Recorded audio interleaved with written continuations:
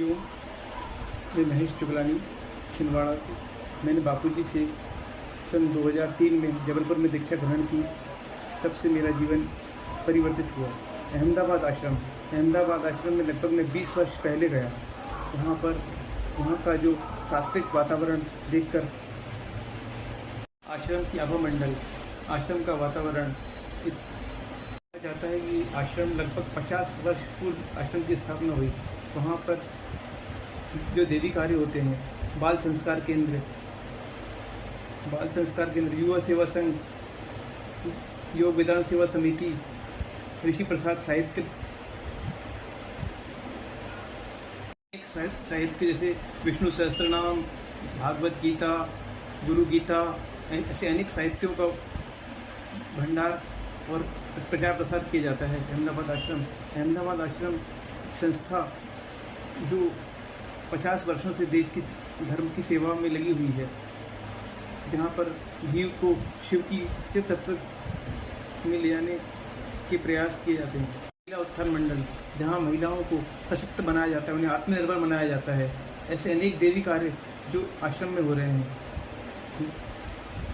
लेकिन कुछ षड्यंत्रकारियों द्वारा आश्रम को हटाने का प्रयास किया जा रहा है।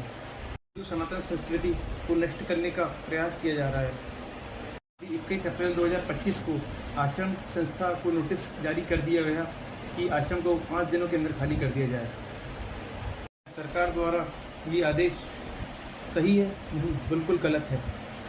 नमस्कार। नरेंद्र मोदी स्टेडियम है गुजरात में और उसके आसपास न कई सारे आश्रम हैं और मंदिर भी हैं जो 50 वर्ष पुराने हैं। लेकिन खबर मिल रही है कि इनको नोटिस आया है कि अभी खाली करो 5 से 7 दिनों में, नहीं तो हम बुलडोजर से उसे तोड़ देंगे। पहले तो कभी मुआवजा देने की भी बात होती थी पहले के नोटिसों में कि आप यहाँ से खाली करिए, हमको स्टेडियम आगे और विस्तार करना है, बढ़ाना है।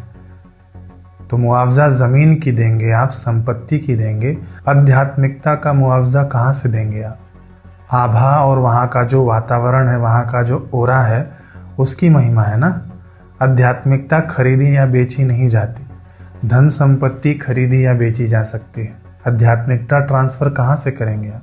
देखिए, राम मंदिर तो भारत में बहुतेरे हैं, कई जगहों पर है राम मंदिर, अनगिनत राम मंदिर है भारत देश में। लेकिन अयोध्या में ही क्यों बनाया गया? क्योंकि उस जगह की महिमा है, उस स्थान की महिमा है, उस जगह के आभा और ओरा की महिमा है। ऐसे ही जहाँ पर वर्षों से जप ध्यान गौ सेवा के कार्य चल रहे हैं ना, उस जगह पर अपने ही वाइब्रेशंस होते हैं, उस धरती की अपनी ही गरिमा होती है। तो क्या एक खेल के मैदान के लिए इसको हटाना उचित है? यही काम तो ज्ञानव्यापी में और भारत में कई जगहों पर हुआ था पहले मुगल शासकों द्वारा। आश्रम हटाए गए, मंदिर हटाए गए। ज्ञानव्यापी ज्योतिर्लिंग मंदिर है, उसको तक उस आताताई ने हटा दिया। देखिए, आम लोग तो खुद के परिवार के पालन में लगे हुए हैं, उनके पास इतना समय नहीं होता है। समाज में ना जो भी कार्य चल रहे हैं, सेवा कार्य, वो चाहे गौ सेवा हो, चाहे जन सेवा हो, या तो कोई आध्यात्मिक कार्य चल रहा हो, इन्हीं आश्रमों की बदौलत चल रहा है। भारत की गरिमा है ये संत और उनके आश्रम। मॉडर्नाइजेशन के नाम पर संतों और आश्रमों को ख़त्म करना, ये अपनी जड़ों पर ही कुठाराघात है। अब देखिए, जो केंद्र शासित सरकार है ना, वो तो आए दिन पैसे देती रहती है अलग अलग कार्यों के लिए। मैं यहाँ उल्लेख नहीं करना चाहूँगा, लेकिन हाँ, सरकार देती है, मदद करती है। आप लोग जानते ही हैं, योजनाएं आती हैं सरकार के द्वारा। तो क्या आश्रम और मंदिर बचाने में सरकार की कोई जिम्मेदारी नहीं? आखिर क्यों 8 से 10 एकड़ की ज़मीन नहीं छोड़ी जा सकती सरकार के द्वारा? सैकड़ों एकड़ों में ज़मीन फैली हुई है खेल के लिए, लेकिन ये आश्रम ही तोड़ा जाए, ये मंदिर ही तोड़ा जाए, तभी हम यहाँ पर सफल होंगे? ऐसा तो नहीं है ना। वर्तमान की सरकार अभी जो भी करेगी वो इतिहास बनेगा। अब उस इतिहास के पन्ने में हम कहाँ स्टैंड करेंगे, वो जरा विचारणीय है। प्राचीन समय में आक्रांताओं पर लोग तो थूकते हैं, उनकी कब्र तक नहीं रहने देना चाहते हैं।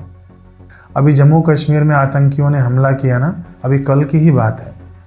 धर्म पूछकर गोली मारी गई, हिंदुओं का नरसंहार हुआ।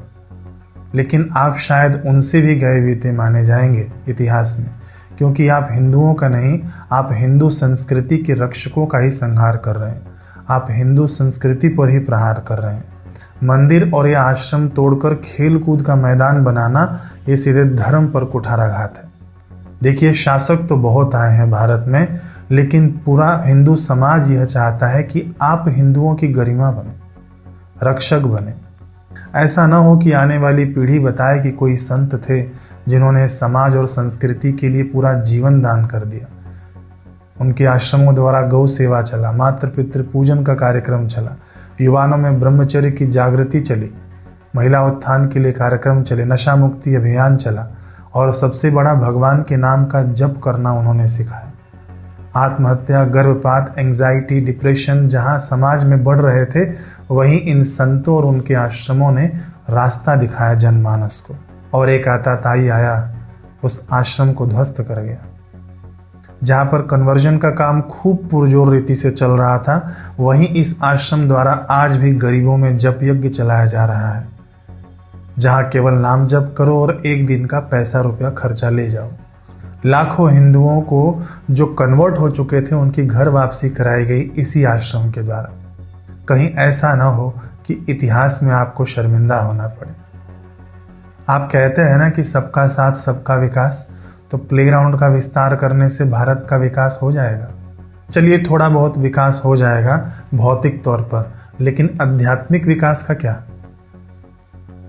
क्या आश्रम तोड़ने से, मंदिर तोड़ने से विकास हो जाएगा? और सबका साथ सबका विकास में क्या हम सब आपके नहीं हैं? देखिए, बुलडोजर संस्कृति पर चलेगी और ये सदियों तक याद रखा जाएगा। हमने देखा वीडियोस में कि आपके द्वारा ही, आश्रम द्वारा इतने कार्यों की सराहना हुई है पिछले वर्षों में, राष्ट्रपति द्वारा हुई है। अब कोई अनजान व्यक्ति ऐसा करे तो बात अलग थी। समस्त हिंदू संगठन, समस्त परिवार इस आश्रम के सेवा कार्यों को जानता है, तो जानबूझकर क्यों करना है ऐसा? मुंबई में जैन मंदिर तोड़ा गया तो उन लोगों का कहना था कि हम कितनी बड़ी मेहनत से इस सरकार को ले आए हैं, लेकिन अब ये क्या कर रही है सरकार? देखिए, बोलना तो बहुत कुछ है, लेकिन ये दिन प्रतिदिन संस्कृति पर आघात अब असहनीय होता जा रहा है। मेरे कड़वे वचनों को मेरे हृदय की पीड़ा समझिए, और आपको बुरा लगा होना तो क्षमा करिए, लेकिन आपको बुरा लगना चाहिए। और मेरी करबद्ध प्रार्थना है इस सरकार से कि आपके राज्य में हम राम राज्य का दर्शन करें।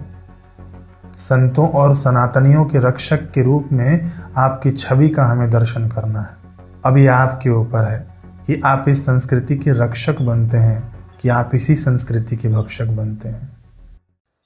50 वर्षों से जिस पावन तपः स्थली में विभिन्न प्रकार के सेवा कार्य आयोजित होते आ रहे हैं, ऐसी पावन भूमि संत श्री आसाराम जी बापू आश्रम अहमदाबाद को सरकार ने 5 दिन के अंदर खाली करने का आदेश दिया है। ऐसे में करोड़ों लोगों की आस्था को क्षति पहुंच रही है और करोड़ों लोगों की मांग है कि इस पर तुरंत रोक लगनी चाहिए। सरकार को अपना निर्णय बदलना चाहिए, क्योंकि यह भूमि करोड़ों लोगों की आस्था का केंद्र है और इसी भूमि से प्रतिवर्ष विभिन्न प्रकार के सेवा कार्य पूरे देश भर में, विश्व भर में संचालित होते हैं। तो सरकार को इस बात का ध्यान रखना चाहिए। क्या खेल और विभिन्न प्रकार की स्पर्धाएं किसी दूसरे स्थान पर आयोजित नहीं हो सकती? क्या किसी धार्मिक स्थल को, लोगों की आस्था के केंद्र को तोड़कर ही वहां पर खेल प्रतियोगिताएं आयोजित हो सकती है? तो ऐसी खेल प्रतियोगिताएं और आयोजनों का क्या तात्पर्य, क्या अर्थ कि वहां पर करोड़ों लोगों की आस्था को रौंद करके वहां पर प्रतियोगिता आयोजित करने के लिए खेल का मैदान बनाया जाए? तो इस पर सरकार को विचार करना चाहिए।